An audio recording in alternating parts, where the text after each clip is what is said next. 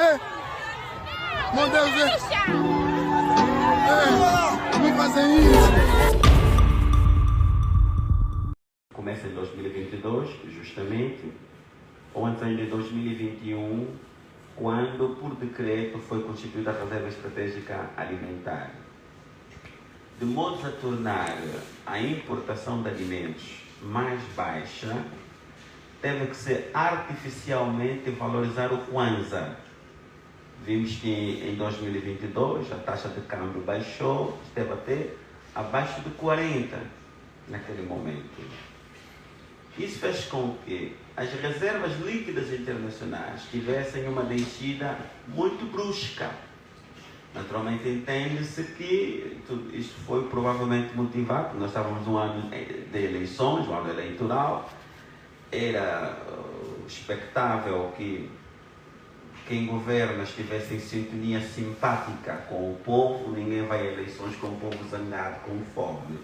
Há que preparar todas as condições para que todo aquele ambiente de animosidade que decorre do aperto do custo de vida fosse atenuado. Mas só que isso custou muito dinheiro das reservas líquidas internacionais. E vimos que a partir do mês de outubro de 2022, a taxa de câmbio já começa a subir. Subiu, teve uma pequena estabilidade em janeiro e fevereiro. Em março, entra em manutenção algumas sondas de extração de petróleo e elas levam muito mais tempo de manutenção do que aquilo que estava previsto. Já reservas líquidas internacionais estavam a despencar. A principal fonte de financiamento para elas são as receitas petrolíferas também a caírem, porque a produção baixou. Por outro lado, da parte do executivo, houve também um erro. Com a demora da aprovação do plano da estratégia de endividamento, que é um documento de suporte que deve acompanhar o Orçamento Geral do Estado na Assembleia Nacional. Esse documento que diz que o Estado, para este ano, vai aos mercados e vai se endividar em X, no mercado interno e no mercado externo. O Orçamento Geral do Estado foi aprovado em fevereiro e a estratégia de endividamento só aprovada em maio. Significa dizer que em 2023 o Executivo perdeu 6 meses preciosos para executar o Orçamento Geral do Estado. Estava comprometido.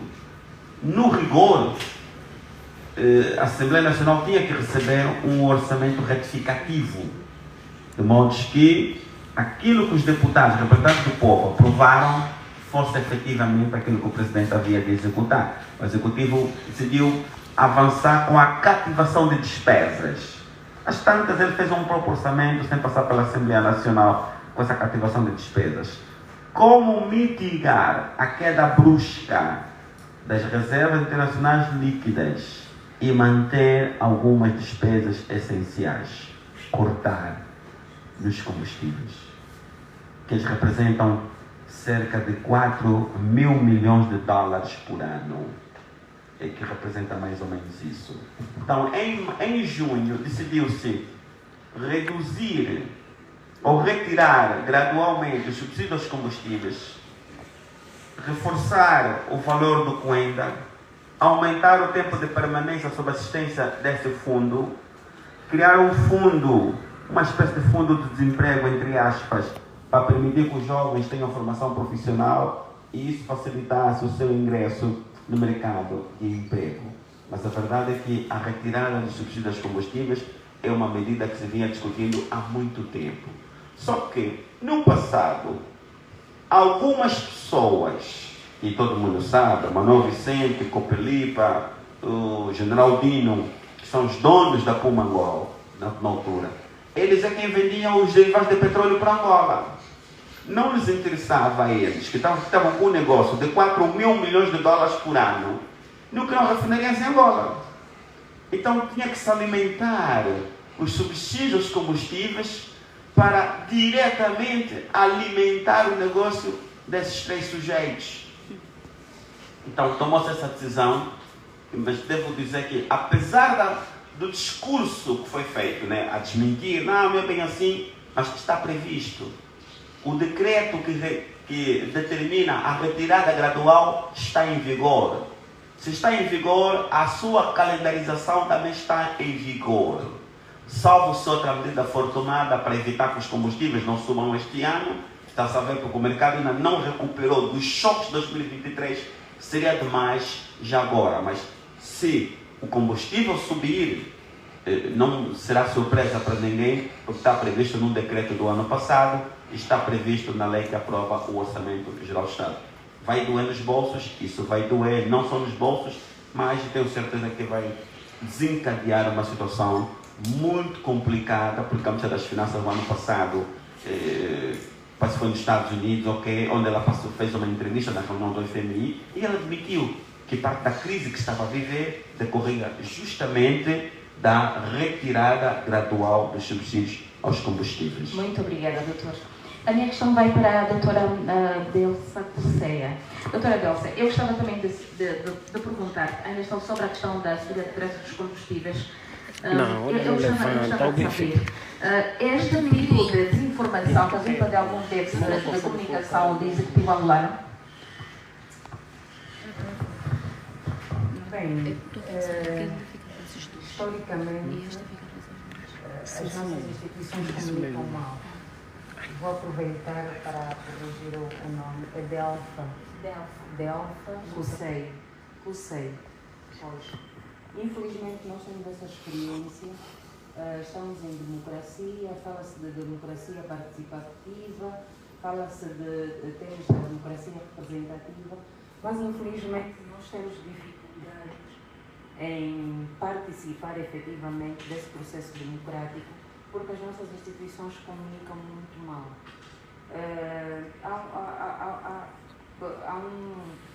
Há um celeuma muito grande em torno de prestar informações de utilidade pública e de interesse de quem é governado pelos governantes.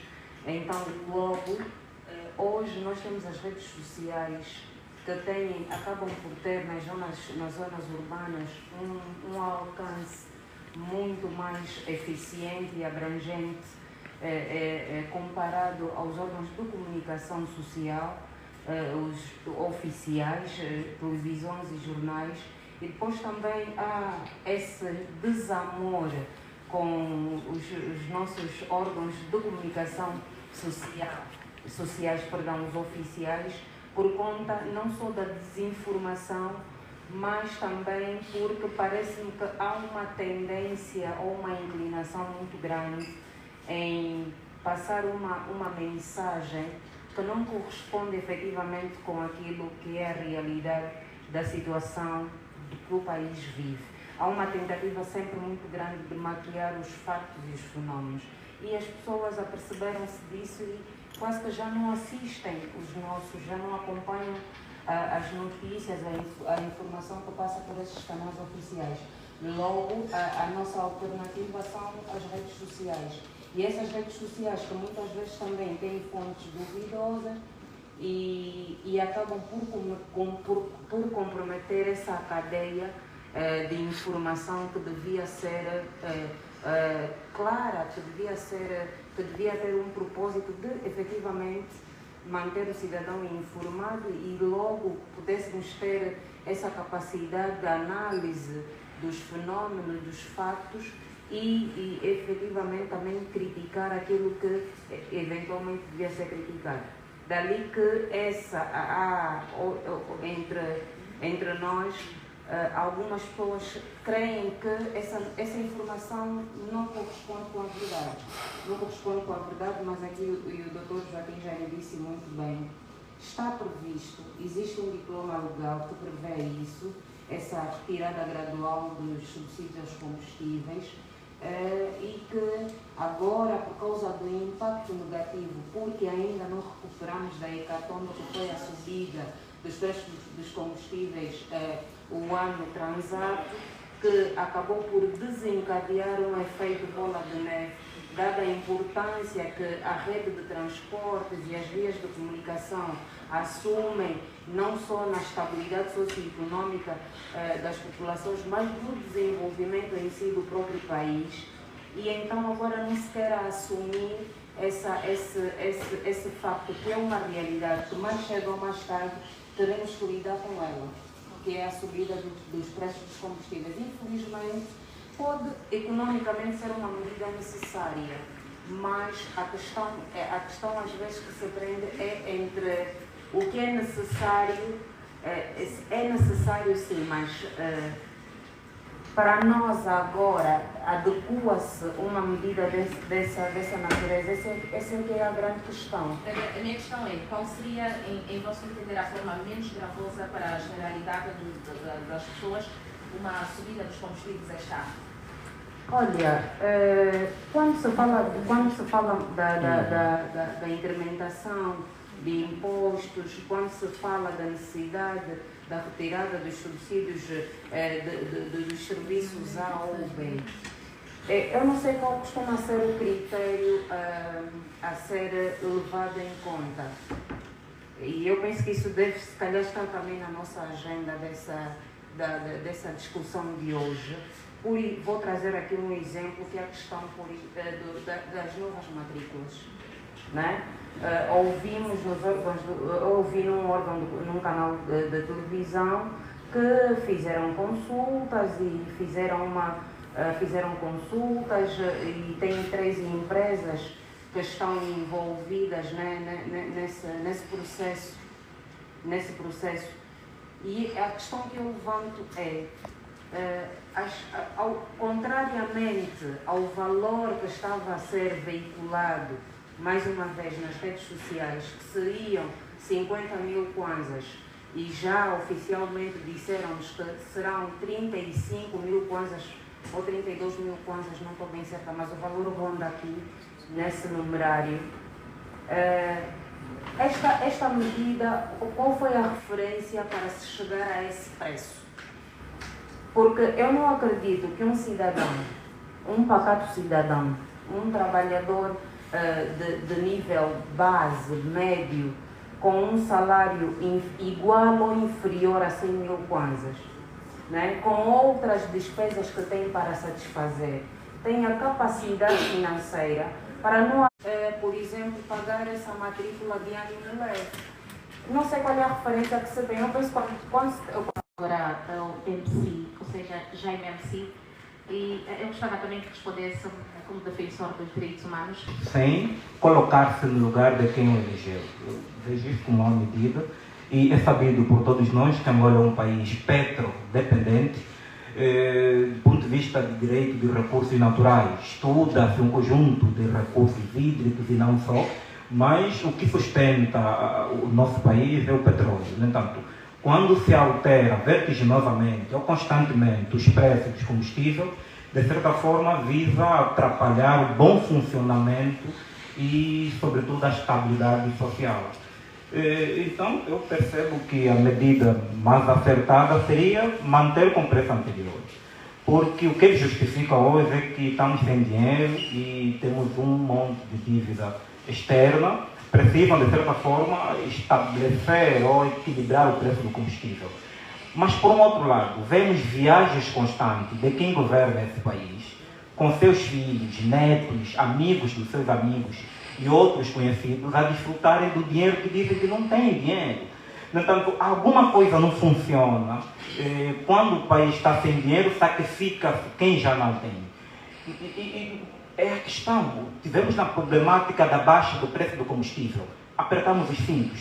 O combustível parou e ninguém disse nada. Tudo continua conforme era na fase que tudo estava apertado. No entanto, não há vontade política de resolver os problemas da coletividade, porque eu percebo que o Estado, como pensado bem, não devia ir atrás, ou não devia estar atrás do lucro, mas, acima de tudo, na satisfação na satisfação das necessidades coletivas e não criar dificuldades. Porque isso vai alterar o bom funcionamento. E assediou-se e aliciou-se taxistas com um cartão de subvenção que o Estado dava. Portanto, não estamos a fazer quase nada. Vê-se que temos, na gestão da coisa pública, pessoas despreparadas tecnicamente e que representam, de certa forma, uma ameaça para quem quer ver esse país a desenvolver e a crescer. Era esta primeira introdução que eu acho que devia fazer, mas vale dizer que politicamente isto aliena o povo com terror e susto, ao passo que economicamente empobrece cada vez mais a vida do pacato cidadão com elevado custo. E socialmente fomenta o holocausto ou ainda a exclusão social. Mais pessoas estarão fora do setor de ensino por falta de capacidade para comprar um livro ou para pagar a propina na universidade, ou qualquer tipo de escola. Mais pessoas, mais cidadãos angolanos irão de morrer nas portas dos hospitais por falta de capacidade para serem assistidos. Então isso significa que é tudo uma má medida. Não é o povo que deve pagar pelos erros dos políticos, deve ser o povo dos políticos e não o povo inocente. Muito obrigada. A minha questão vem novamente para o Dr. Joaquim Jaime, sobre a corrupção no Tribunal Supremo de Angola. Portanto, aos denúncias sobre corrupção no Tribunal Supremo, eu gostava de saber do Dr. Joaquim Jaime que imagem se projetou para o exterior. Primeiro temos que perceber que os tribunais são os guardiães ou guardiões, as pessoas valem, do Estado Democrático de Direito, a última barreira da democracia. E para um juiz, além do notório saber jurídico que é exigido, exigem-se qualidades pessoais, que o indivíduo seja moralmente irrepreensível, uma conduta ética, um bom chefe de família, um indivíduo que tem a regra como regra da sua própria vida. Quando ouvimos denúncias que saíram essencialmente no Clube Capa e no portal, deve ser o decreto do Noque Nogueira, José Gama, sobre faturas de 2 milhões para comprar uma fechadura, sujeitos na folha de salário que não trabalham no tribunal, indivíduos receberem patentes no gabinete. Então, uma série de atos praticados pelo sujeito que é responsável pela mais alta magistratura judicial em Angola. Aquele que deveria ser o guardião da legalidade, da moralidade, da ética em Angola. Para os católicos é como se fosse o Papa na justiça em Angola. O nosso Papa é o juiz João Leonardo. Então isso de facto projeta uma imagem de desconfiança e de desmoralização posterior e o mesmo efeito a nível interno. Foi levado a cabo um inquérito pelo Ministério Público, o PGR nesse caso concreto, que depois vazou nas redes sociais e de lá para cá o expediente não saiu daquele status processual. Não se sabe se a PGR continua a trabalhar no sentido de colher mais elementos para poder reforçar aquele inquérito preliminar, porque até o momento o processo encontra-se em segredo de justiça. A PGR, em princípio, enquanto tiver a decorrer todas essas fases da instrução processual, aquela que se diz a preparatória, o expediente está protegido pelo segredo de justiça. Não se poderá falar a respeito dele, de modo a manter o respeito pelas pessoas, a presunção da inocência, não retirar a objetividade, não colocar pressão sobre os inquiridores.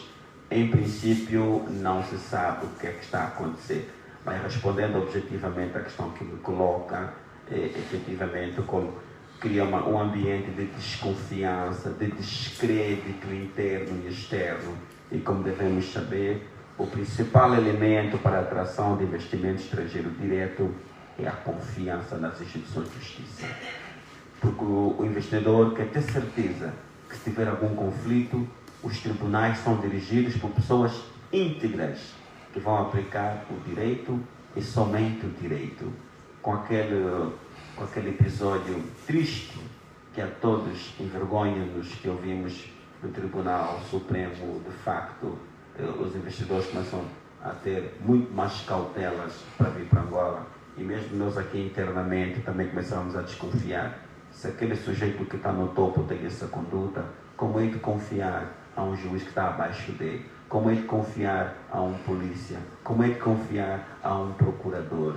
Se o santo grau da justiça pecou, estes pequeninos não vão pecar? De facto foi mau. Muito obrigada. Minha questão para a doutora Gulsei, pronto, só fiquei simplesmente com o Gulsei porque é o mais fácil. Pronto, eu vou continuar. A minha questão é, por que continuamos, portanto, a ter resistência por parte do Presidente da República, no caso ligado ao suposto escândalo que envolve o Presidente, portanto, do Tribunal Supremo? Quais são as consequências sociais que este irritante jurídico pode, então, a sociedade, pode trazer à sociedade? Bem, Vitória, a questão da resistência do Presidente da República, eu não sei se poria nesses termos, não é? Mas a verdade é que há um silêncio, de facto. Há um silêncio e porque não ouvimos ainda nenhuma manifestação expressa de Sua Excelência, Presidente da República, em relação a esse assunto que envolve o juiz do Tribunal Supremo, contrariamente ao que aconteceu com a Presidente do Tribunal de Contas. Obviamente que é uma situação, e para não ser muito repetitiva, como disse o Dr. Joaquim Jaime, que coloca em causa o nome do país, quer seja a nível interno e a nível externo. Fala-se muito da questão da atração de investimento privado, numa altura em que Angola, que é um país maculado pela corrupção, começou desde o governo do Presidente João Lourenço a incitar uma série de ações diplomáticas tendentes a branquear a imagem do país e dessa forma atrair investimento estrangeiro para então conseguirmos de alguma forma materializar a tão esperada e propalada diversificação da economia e sairmos dessa petrodependência.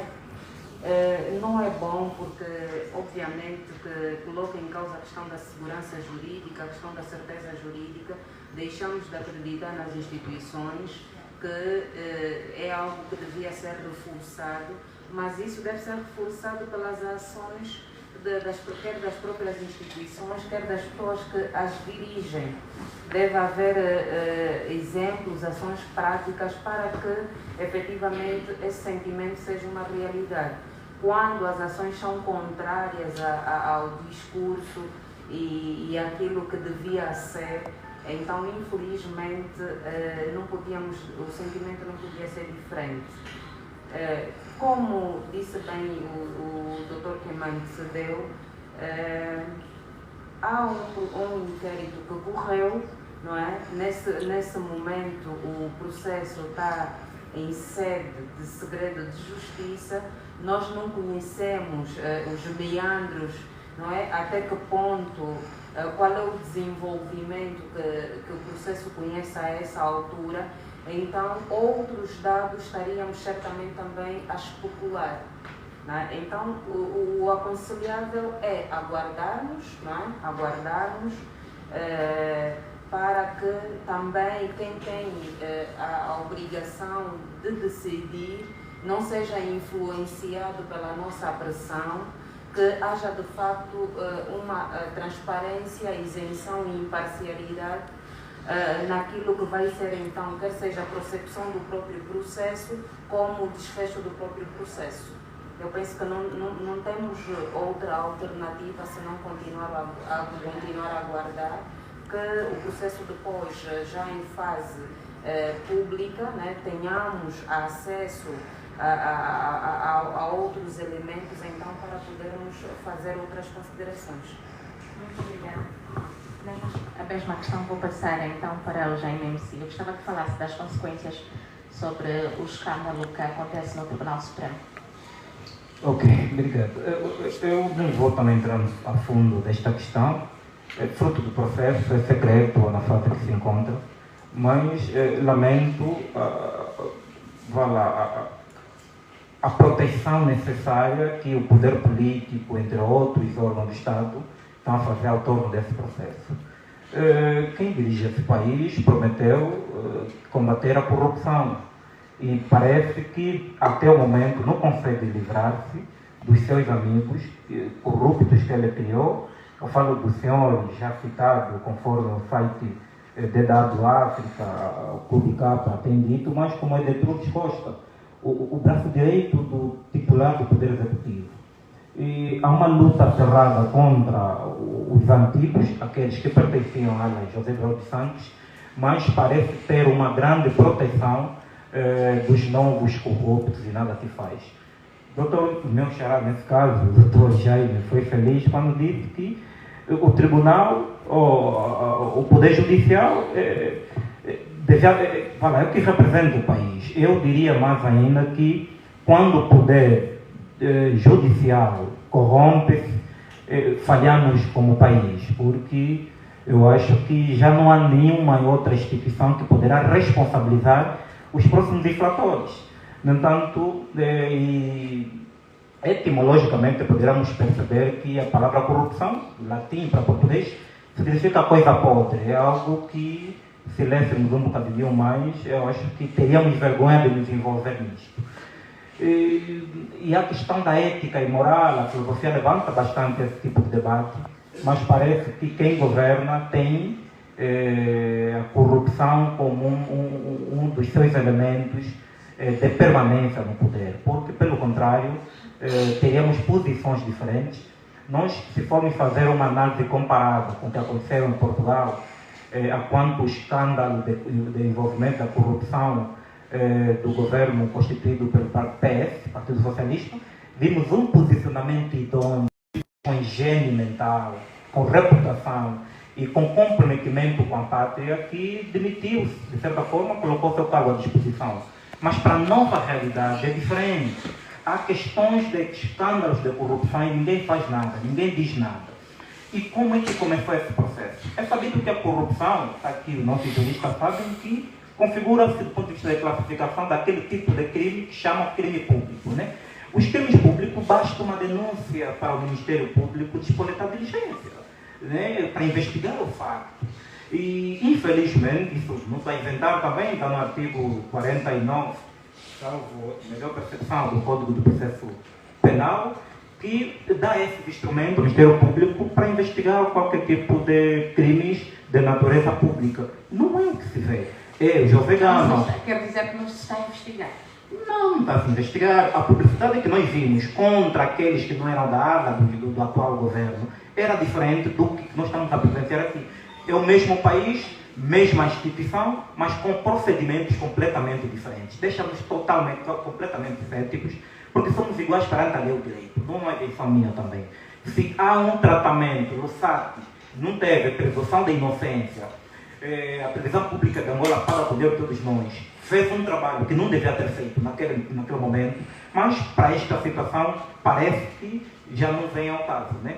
Então isto deixa-nos completamente envergonhados enquanto país, e não é esta Angola que a gente sonhou, e por isso que temos que, de certa forma, pressionar a quem detém o poder político, fruto destas irregularidades constantes, a abandonar o país para o bem de todos nós. Eu acho que continuarmos com o governo com este tipo de comportamento para mais 5 anos, isso poderá, de certa forma, pressupor a extinção da nossa própria espécie, percebo nessa perspectiva. E governar em seriedade, não vejo seriedade por parte de quem governa, e viola todos os tipos de princípios, como o princípio da boa governação, que, de acordo com esse princípio, a governação tem que ser balizada na transparência, na ética, na moral, na solidariedade coletiva com as classes mais vulneráveis, e não é o que se vê. E isto deixa-nos completamente tristes e precisamos pressionar de certa forma. Eu acho que esta é a minha opinião concernente a esse ponto da corrupção. Muito obrigada. Para dizer que a plateia poderá intervir então quando forem 15 e 40 minutos. 15 e 40 minutos então poderão fazer perguntas para os nossos convidados aqui. Portanto, agora vamos para prisões políticas. Net Naara, Tanais Neutro, Adolfo Campos, Laurinda e tantos outros. A minha questão também para o Dr. Jaime foi, portanto, marcado por prisões políticas. Um grupo de jovens estão presos por lhes serem então cortados a liberdade de expressão. Eu gostava de saber o que é que o doutor quer dizer quanto a este slide. Eu digo para as pessoas, embora os políticos sejam pessoas públicas, cuja vida deve merecer o nosso escrutínio, porque eles administram os nossos interesses, o nosso futuro, existem justamente para criar as condições para a satisfação das necessidades coletivas, mas são entes que também têm os mesmos direitos de personalidade que nós. A honra, o bom nome, a vida privada, a intimidade, a reputação e tudo isto. O caso da NET causou muito celeuma. A NET não é nenhuma presa política. Temos que compreender que com a Constituição de 2010, o Presidente da República deixa de ser, com as devidas aspas, uma pessoa e passa a ser uma instituição. O respeito que se deve ter pelos tribunais, pela Assembleia Nacional, pelas instituições republicanas, é o mesmo que se deve ter pela pessoa do Presidente da República. Aqui um poder personificado num sujeito que desenvolveu dimensões institucionais. Por isso há o crime de ultraje às instituições do Estado. Quando ela fez aquele vídeo a chamar nomes ao Presidente da República, a violar os seus direitos de personalidade enquanto pessoa também, ela estava a cometer um crime. O vídeo dela estava politicamente correto até um ponto, onde ela fazia chamadas de atenção no âmbito das nossas opções de política externa nesse momento. Sabe que Angola agora virou-se para o Ocidente, há um namoro com os Estados Unidos da América muito profundo, e a NET ia nos chamando a atenção, do jeito dela, mas deu para filtrar que havia alguma coisa. Ela peca quando decide começar a atacar a pessoa do senhor Presidente da República, que é uma instituição. Naturalmente que, tratando-se de um crime de ultraje contra instituições de soberania, é um crime de natureza pública. O Presidente da República nem precisava se incomodar com aquilo. Os órgãos responsáveis pela administração da justiça tinham matéria suficiente para despoletar as ações cabíveis para responsabilizar a NET. Porque era necessário travar a NET também.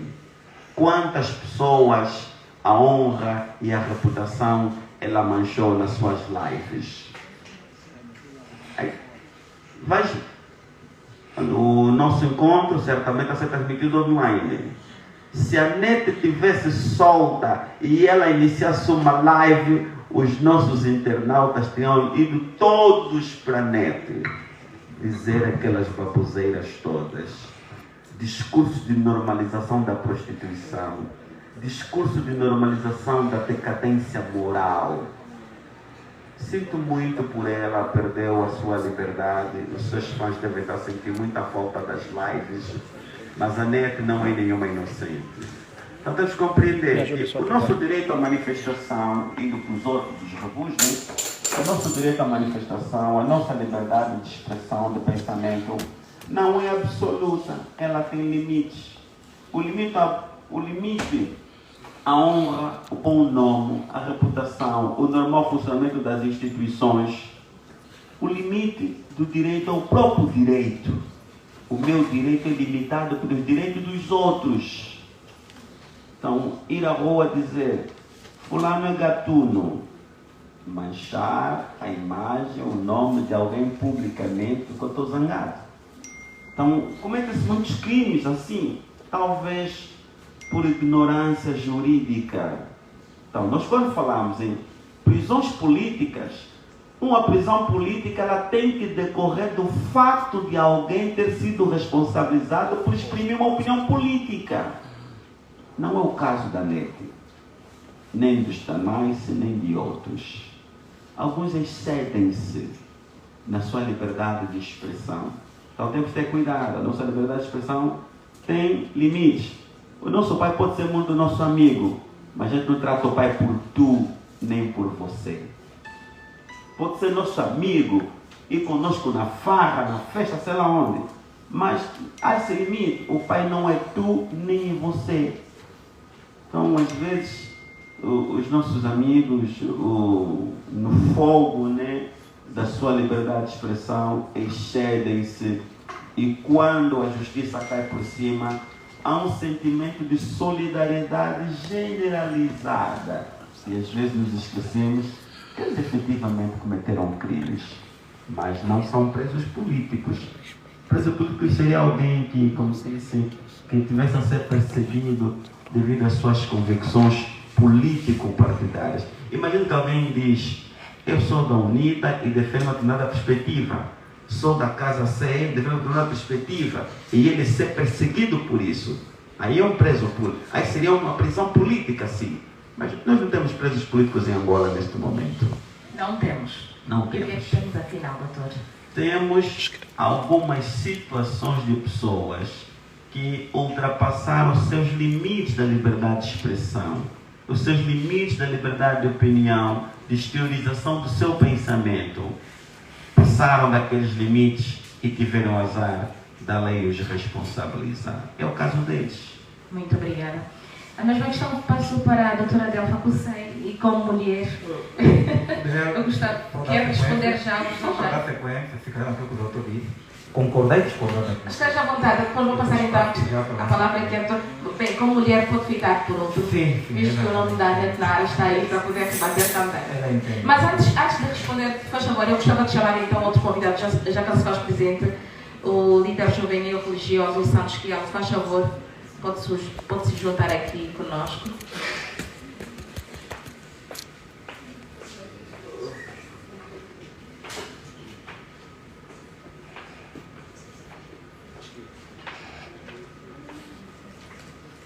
Muito obrigada e bem-vindo. Ok. Pode continuar agora, se faz favor. Ok. Concernente, eu acho que começo pela mente também. Vale recordarmos que a mente é resultado da falta de investimento na pessoa humana. E não se pode esperar comportamentos e argumentações urbanas vindo de quem, durante anos, lhe foi negado um direito fundamental, que é o direito à informação. Ou direito à informação, direito à formação. Não teve uma educação como deve ser. Está a falar da NET. Está a falar da NET. Quem deveria criar condições para, no mínimo, o cidadão ter uma educação de qualidade é quem governa esse país. E o atual titular do Poder Executivo não é inocente, faça isso, porque pertenceu ao Executivo anterior. Então, nós queremos insistir, por isso reprime muita gente, de não expressar os seus desejos, porque não sabe como expressar. Porque a única forma que a pessoa tem de manifestar, de exercer o seu direito de liberdade de expressão, e não só, tem que estudar primeiro. E quem governa cria condições para nós não termos acesso à educação. E vamos continuar calados, mesmo discordando com tudo o que acontece, existe. Não podemos nos calar diante disso. Então, o tribunal, além de aplicar a pena mais gravosa, eu acho que devia, de certa forma, entender de fundo o que se passa com a NET. Deve ter problemas psicológicos. Ela é mãe, concordamos? E merece um tratamento especial. Se tiver anomalia psíquica, o que nós, enquanto Estado angolano, temos que fazer perante essa cidadã? Era nessa perspectiva. E concernendo o Tanais, Adolfo Campo, o Gildo das Ruas, que o nome não configura, era necessário estar o Gildo das Ruas ali, e era necessário metermos aí o Abraão, o Pensador também, foram detidos. Por isso é que está a Laurinda e tantos outros. Sim, eu não queria tantos outros, quem é que está para a próxima, porque são pessoas que foram presos por defender esse país. E não podem estar tantos outros, né?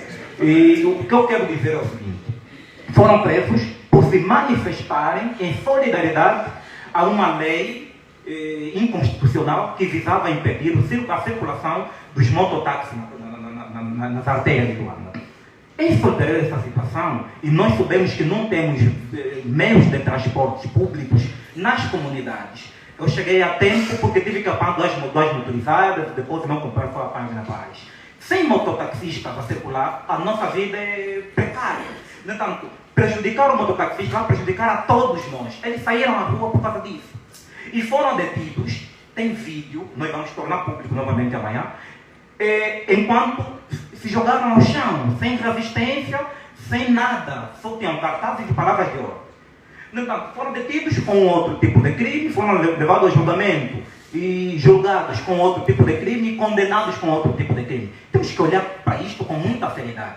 E vale dizer que no momento da tomada de decisão ou da sentença, a juíza preferiu uma sentença, condenou 3, há 4 os presos, condenaram simplesmente 3 em sede de audiência.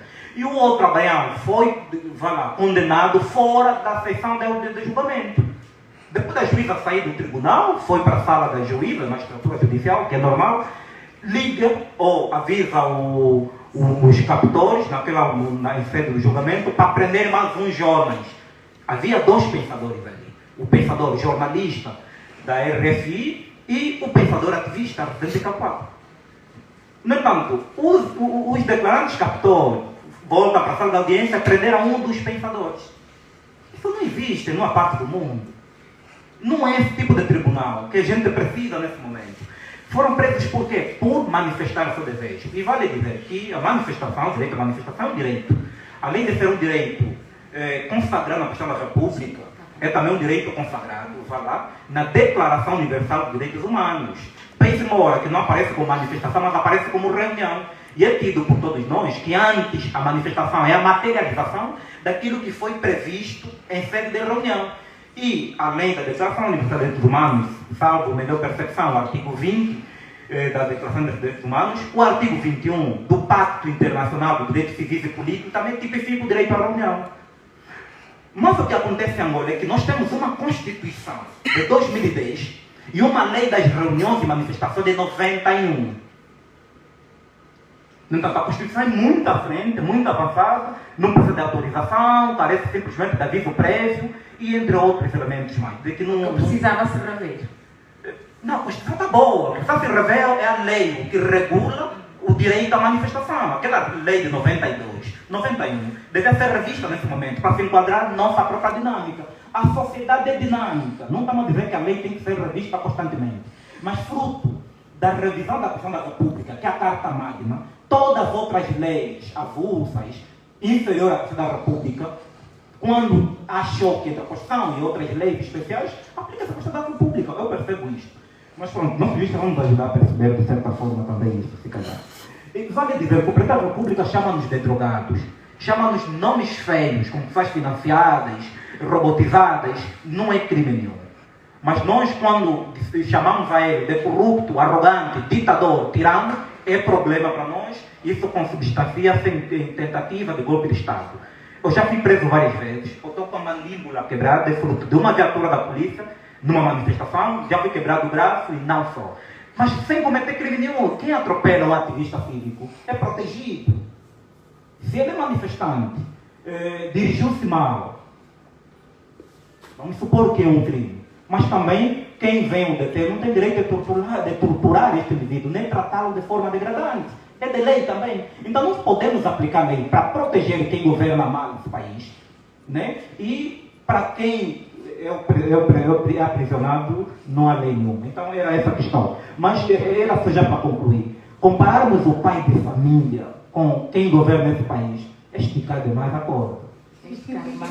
Porque o pai de família, do ponto de vista, nós sabemos da hierarquia, né? O pai é mesmo pai, depois tem filho, tem isto. Mas na questão do país, o titular do Poder Executivo é nosso funcionário, não é nosso chefe, é nosso trabalhador. Quando se entende que está a gerir mal a coisa pública, nós temos o direito de tirá-lo dali ou chamá-lo a razão. Obrigada. É diferente de um pai. Vamos então passar, fazendo lembrar.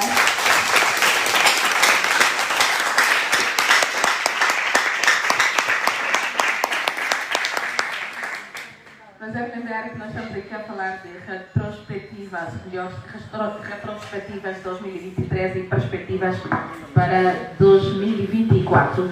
Agora vou passar então a palavra à doutora Delfa Cusei, que também vai dar então o seu ponto de vista. E nós estamos aqui a falar de prisões políticas e temos aqui alguns nomes então que estão a ser então rebatidos. Doutora Adélia.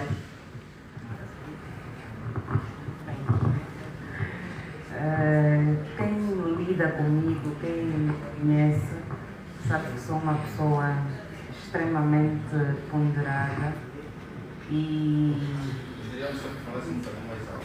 Sim. Estava a dizer, quem lida comigo e quem me conhece sabe que sou uma pessoa extremamente ponderada e não sou apologista do extremismo. Não gosto, tenho medo até dos extremos. E a liberdade de expressão é um direito que a lei confere a cada um de nós, a todos os cidadãos angolanos. Vivemos num país democrático e podemos efetivamente exercer este direito que nos é conferido por lei. Mas, obviamente, os direitos, não é? Os direitos também acarretam obrigações, acarretam responsabilidades. Nós podemos nos manifestar, mas temos que ter consciência que com as manifestações, com as nossas manifestações de liberdade de expressão, podem efetivamente dali surgirem consequências. Em relação às figuras que aparecem aqui na tela,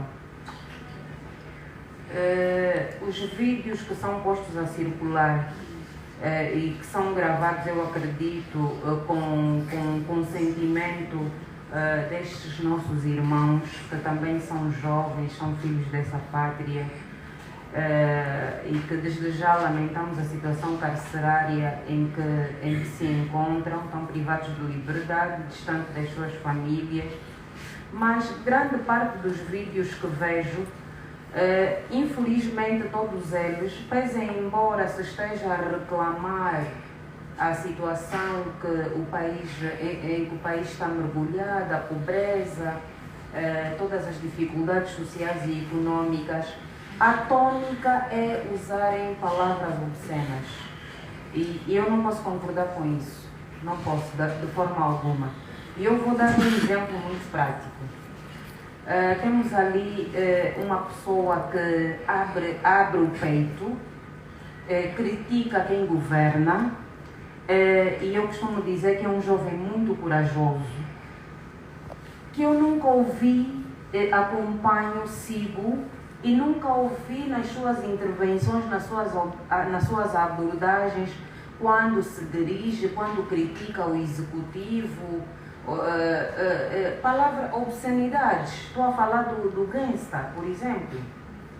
Estou a falar do gangsta, estou a falar do Isidro Fortunato, que também é uma pessoa que critica, interpela as ações do executivo de forma muito contundente. Será que temos que enverdar por esse caminho? Claro que nós temos a obrigação, é nosso direito criticar quem governa esse país. E sobretudo quando as políticas, quando as ações do executivo em nada abonam para aquilo que é a paz social, para aquilo que é o desenvolvimento das famílias, dos cidadãos, porque infelizmente a situação social e econômica cada vez mais vem se degradando, quer seja por razões históricas, razões ligadas, muitas vezes também ainda é imputada, ainda é chamada a população, a questão do conflito armado que assolou o país durante muito tempo. Aqui também é chamada a questão da má governação, porque durante algum período, de graça as receitas provenientes do petróleo, que se podiam ter feito investimentos, que a essa altura, eventualmente, não estaríamos nessa situação tão periclitante, não é? É legítimo que se reclame, sim, mas tem que haver alguma ponderação, também tem que haver algum respeito, e aqui também mostra claramente a degradação de valores, a degradação de valores morais, que todos nós hoje levantamos uma bandeira e temos uma palavra a dizer sobre o assunto. que há efetivamente uma degradação de valores muito acentuada, da maneira como até nas nossas relações interpessoais tem que haver algum respeito, quanto mais não seja, quando nos dirigimos para determinadas figuras ou para instituições, e se não fizermos também dentro daquilo que é o estabelecido por lei, dentro dos limites estabelecidos pela própria lei, acabamos de alguma forma por beliscar o exercício desse direito, e de alguma forma é o que tem estado a acontecer. Então o meu apelo aqui vai para a ponderação, reclamar sim, mas temos que ver as melhores vias, não é? A melhor forma para nos expressarmos e para reclamarmos de todas essas situações que efetivamente nos afetam a todos, de modo geral. Muito obrigada.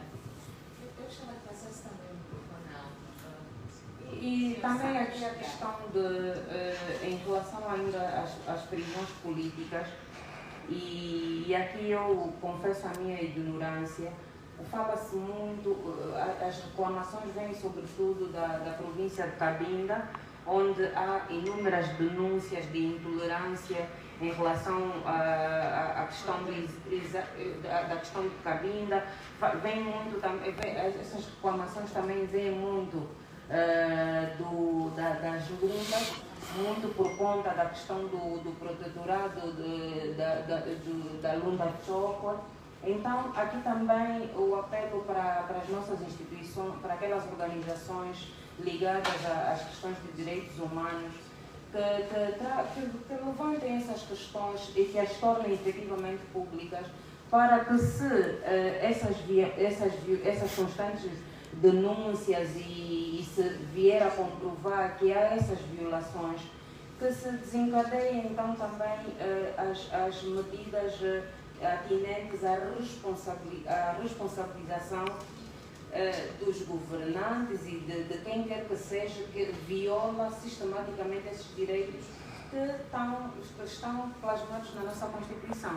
As pessoas não podem ter medo de se manifestar, por um lado. Por outro lado, também tem que haver ponderação, porque às vezes a emoção acaba por levar a melhor e coloca em causa às vezes a viabilidade de um projeto que se quer levar a cabo, muito por conta da emoção, pela maneira como trazemos a público estas questões de reclamar da situação, do estado de coisas que o país vive. Muito obrigada. Eu vou para o Sr. Santos Fiala. O Sr. Santos Fiala está a comentar também relativamente aos preços políticos, ou vamos já para a elaboração do novo evento? Uma palavrinha. Antes, eu pedir desculpas pelo nosso atraso. Situações estas que estamos aqui a abordar, de facto, fazem-nos chegar a essa hora. E se fosse ainda cedo, talvez teria sugerido aqui acrescentarmos mais uma temática, porque se não fosse a ponderação que aqui a nossa companheira apela, talvez a essa hora estaríamos em outros contextos. Tanto a questão de presos políticos, como o companheiro aqui do painel dizia que não há em Angola preso político. Portanto, é uma questão que aqui me deixou com uma pulga atrás da orelha. Mas, de qualquer das formas, tomamos nota que não há e precisamos aprofundar. Tanto para quem prende, quanto para quem é preso, e aqui outra companheira falava de valores morais. Enquanto representante religioso, é preocupação nossa enquanto igreja dizer que os valores morais ao nível do nosso país é uma preocupação. É uma preocupação. E muitas das vezes é fruto de uma política previamente traçada para afirmar que cidadão queremos ter daqui a 10 anos. Para ter um cidadão há 10 anos dos moldes que nós desejamos, o que vamos dar a ele. Portanto, é resultado de políticas preconcebidas para termos os valores morais na dimensão em que estão. E precisamos ter amor para isso. Amor. Porque a melhor oração, temos estado a dizer nós, que a melhor oração é amar. E se você não pode amar, então não deves orar. Muito obrigada. Bem, nós vamos continuar aqui o nosso debate. São 15h36 minutos. Agora vamos então para a inauguração do novo aeroporto, ganhos e nomes atribuídos, ou seja, nome atribuído. O novo aeroporto internacional de Luanda é finalmente inaugurado pelo Presidente da República no dia, segundo o novo jornal, ou seja, segundo o Jornal de Angola, o novo aeroporto internacional de Luanda vai movimentar 15 milhões de passageiros por ano, dos quais 10 milhões no tráfego internacional e 5 milhões no segmento doméstico. O volume é 5 vezes superior ao tráfego do 4 de fevereiro, que vai continuar a servir para voos especiais, fretados e de carga, bem como atender eventuais constrangimentos do nylon. Dr. Jaime, convido-lhe a comentar. Isso depois também, eu gostava também que falassem sobre o nome então que foi atribuído ao novo aeroporto, que trouxe alguns problemas, ou seja, opiniões desencontradas. Certo. Mas temos que recordar que a conclusão das obras do novo aeroporto foi um ato de coragem. Já se haviam gasto vários bilhões de dólares naquela obra, e hoje seria um ato de irresponsabilidade deixar aquela obra cair aos pedaços depois do investimento feito. Foi uma decisão muito difícil. Ou gasta-se mais, recupera-se o aeroporto, ou deixa-se estragar tudo e perde o dinheiro. Acorda cedo, põe o pé na estrada, deixa o filho em casa com uma vontade de voltar para casa. Quando chega a praça,